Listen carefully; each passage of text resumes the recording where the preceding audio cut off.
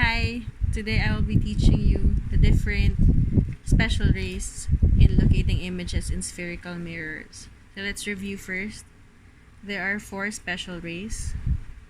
When I say special rays, this is a combination of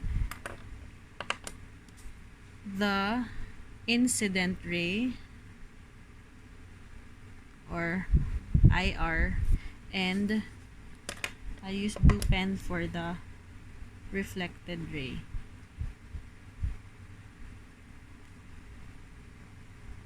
RR. Okay, so it's always a combination.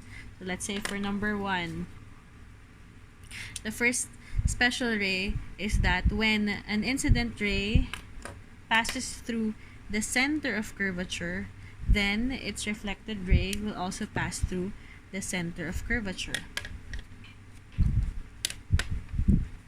I'll show that to you later. Number 2,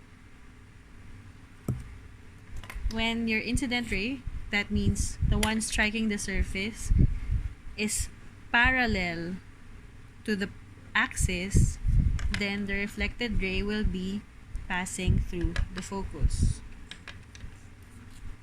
The third special ray, if the incident ray passes through the focus or the focal point, the reflected ray will be parallel to the optical axis. And last, number 4, this is where you will be needing your protractor, because when the incident ray strikes the vertex, the reflected ray will follow the angle of incidence is equal to the angle of reflection. So this is special ray number 1, special ray number 2, special ray number 3, and special ray number 4. For you to be able to locate the image, you just need 2 combinations of these special rays. And to locate the image means the reflected ray, 2 of the reflected rays will have to intersect. The intersection of the reflected rays would mean the image location, and you would also identify its orientation, its relative size, and its type of image. So let's start. Start with number 1. So you have here your your object, the arrow. It is standing in front of your concave mirror. So the concave mirror's front, or in front of the concave mirror, you have the center and the focus. So remember the 4 different special rays. You can choose just 2 of these special rays. So let's start with special ray number 1. Special ray number 1. When an incident ray coming from the tip of the arrow or the object is passing through the center of curvature, the reflected ray will be coming from the point of incidence and then pass through the same line along itself.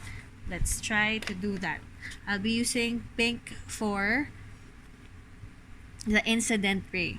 So first, you have to locate the topmost part of the object and then locate where the center is. So you have to draw a line connecting this point of the object up to the center. After that, you connect the center onto the surface of the mirror. This is your incident ray.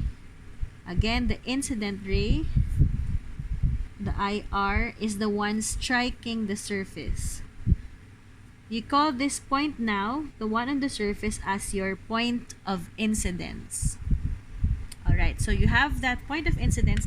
Then you can now draw your reflected ray. When we say in this special ray, the reflected ray, if the incident ray is passing through the center, the reflected ray will come from the point of incidence and will be reflected such that it passes through the center along itself.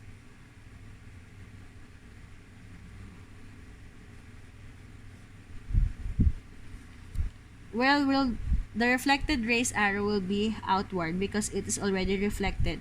Again, it comes from the point of incidence and then passes through the same line as the incident ray, only on the opposite, towards the opposite direction.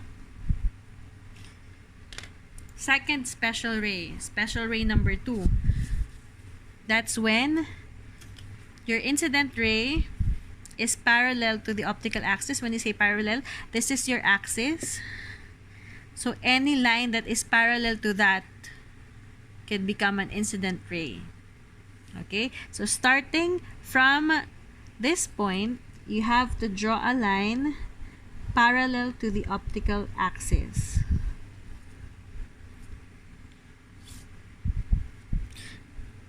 Striking this point on the surface, you draw your arrowhead.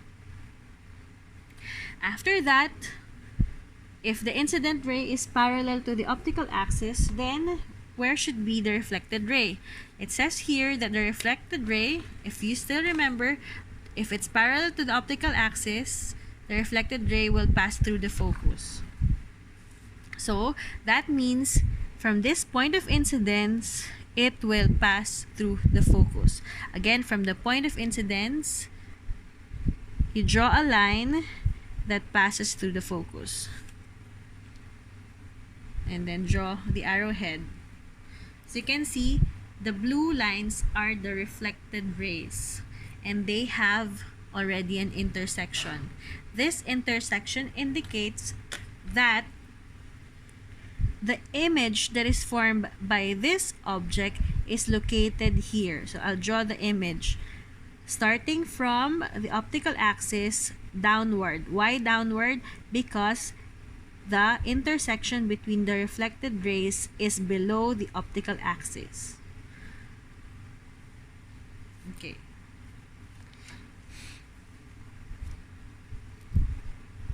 I told you we just need 2 special rays. This is special ray number 1 and special ray number 2.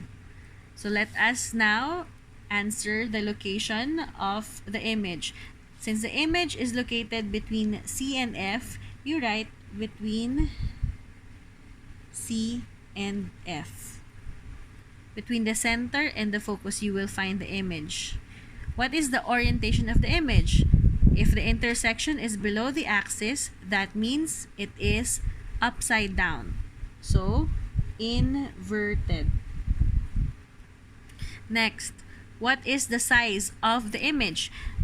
You compare the size of the image from the actual object. So if you look at here, it is smaller than the actual object.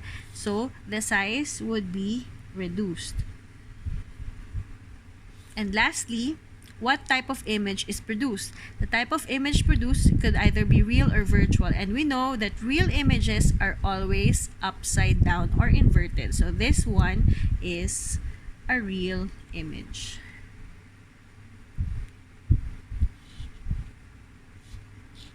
All right. I'll go to